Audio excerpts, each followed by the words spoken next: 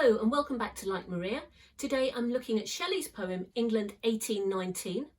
It's one of the new poems for GCSE AQA specification Worlds and Lives cluster, and it's a really fantastic poem to be thinking about the inequalities in society, and that's what I'm going to focus on, the way society is presented in this poem. So come along for the journey, even if you're not doing GCSE. Please like and subscribe.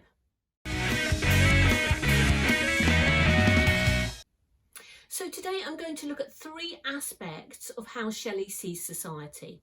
Number one, how he portrays the powerful people in society. Number two, how he portrays the powerless people in society. And then number three, the idea he has that there is some hope in regeneration and the promise of a new society. So let's get started. I've got my poem here in front of you. Do have that in front of you too. I'm assuming that you've read the poem and you've got an understanding of what's going on in this sonnet. I'm going to talk about Shelley's techniques. So first of all, we're talking about the powerful people in society. Now, straight away, we have a criticism of the powerful king. Old, mad, blind, despised and dying. The princes are the dregs of their dull race. They are like mud from muddy spring. Now you may have noticed lots of d sounds there, lots of D's in the spelling. And here there is an attack sense. This is a sound that is really quite aggressive, d. So straight away at the beginning, we have this d sense of attack on someone who is powerful, the king, and the princes. We also have very strong monosyllables, that single syllable words like old, mad, blind, dull, mud, dregs. So again, there is this sense of attack, and there is the sense that they are not very sophisticated and they are on the way out, dying here. And indeed, George IV was a very unpopular king, so this sentiment was not just Shelley's, but he was someone who was powerful enough or observant enough to put it in poetry. Now, again, with presentation of powerful people, we have that they could neither see nor feel nor know. So here we have a very negative sense of their ability to act or empathise. They are neither nor. And those three things that they're not doing, seeing, feeling or knowing, come together in that group of three and lend power to Shelley's criticism here. So these are people that really aren't acting like human beings, because humans see and they feel and they know things. So this is a real sharp criticism again.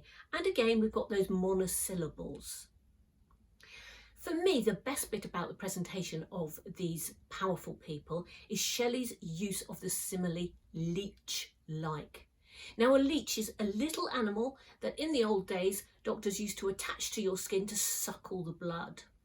And what happens when a leech attaches itself to your skin is it sucks all the blood and it swells up itself with blood and becomes fat.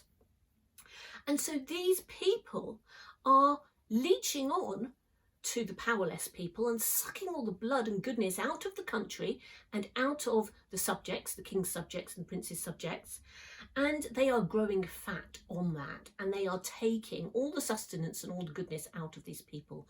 They are leech-like.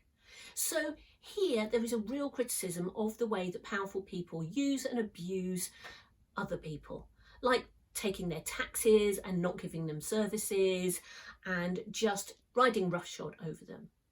Now, this poem was written in the light of the Peterloo massacre, which occurred in 1819, and that was an example of how privileged people literally rode across poorer people. Poorer people were protesting about the Corn Laws, they were protesting that they didn't have a vote, and the local magistrates just sent in the cavalry, the army, to trample them down. So here we have Shelley writing and reflecting on that terrible event.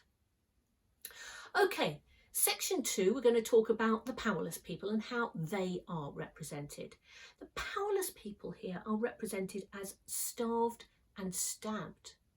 Now, if we go back to the previous image of the leech, which was well fed and full of the blood, here people are stabbed, they lose their blood, and they are starved. They are not well fed at all. So they are in real difficult circumstances. They are in the untilled field. They haven't been able to grow their crops, or perhaps this alludes to the fields of the Peterloo massacre, where they were all in St. Peter's fields. So there is something very unsatisfied about these people. They haven't got the things that they need to have to complete their lives and be fulfilled. They haven't got food. They are being oppressed by the army. It refers to liberticide, so their freedoms have been taken away, and they're not able to vote. We know that's the background context, so they haven't even got a voice. So the things here that Shelley alludes to, the army and religion, are things that are supposed to help people. And here the army isn't helping people. The army is acting as if the people are prey, so they are being hunted by the army. And the religion is godless and Christless, so the things that religion is supposed to bring are not present. He also talks about the book being sealed and a senate, and the time's worst statute unrepealed. So he's talking about legislation and the rules, perhaps from the Bible, that are oppressing people. So here, the powerless are presented as very unfulfilled, as downtrodden, and the very things Shelley alludes to, the very things that they are supposed to be helped out by the army and God, are not helping them out. So these people in the second half of this poem have nowhere to turn. They can't turn to the king, they can't turn to the army, they can't turn to God. And they end up, as Shelley suggests here, in a country that only really provides graves for them. And that's very powerful. At the penultimate line of this poem, he talks about times where statute unrepealed are graves. And there's a pause there. So he is suggesting that for these people, the country is dead and their lives have very little life left in them. However, and this is my third point about the enthusiasm and positivity that Shelley is trying to bring to looking at society and saying perhaps society has a chance. He says, and he uses the verb may, that modal verb may, which is full of possibility but not certainty.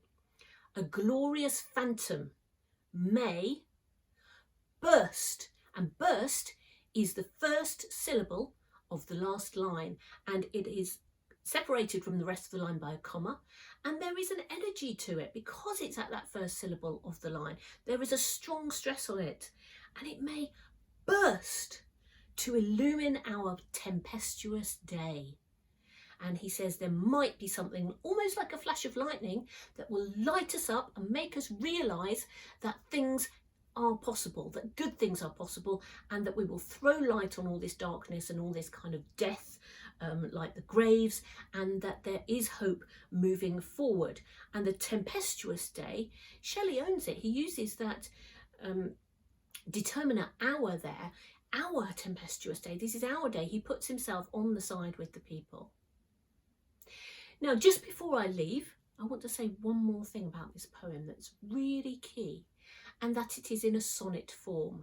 Now, a sonnet form is a poem of 14 lines, and a sonnet form usually is used by a poet to declare love and give praise. You may have come across Ozymandias, that sonnet, which again is used ironically. This sonnet is being used ironically here. So instead of giving praise to a lover or someone that you really admire, here Shelley is using the sonnet form ironically, and he, at the beginning of the poem, says how terrible the king is, and he is using a sonnet to be sarcastic, say, I'm writing a love poem, but of course I'm not writing lovely things here. And then we have at the end a little bit of love for his country, I would suggest. Now, Shelley's background is that he was quite a rebel. He didn't like the church. He got kicked out of university because he wouldn't subscribe to the religion, and he liked stirring up a little bit of rebellion. And this is illustrated by the fact that he sent this poem to a friend. Shelley was living in Italy at the time. He sent this poem to a friend in England, but he said, I know you're not going to be able to publish this because it's really bad about the king, but I'm sending it anyway, and I want you to know my view. So it's very ironic that he writes this in sonnet form, which is usually a love poem. So I hope you've had some good ideas about this poem, and watch out for the worksheet, which I'm going to link below on our website. Thanks for listening. Please like and subscribe, and I'll see you next time for more poems from the Worlds and Lives cluster.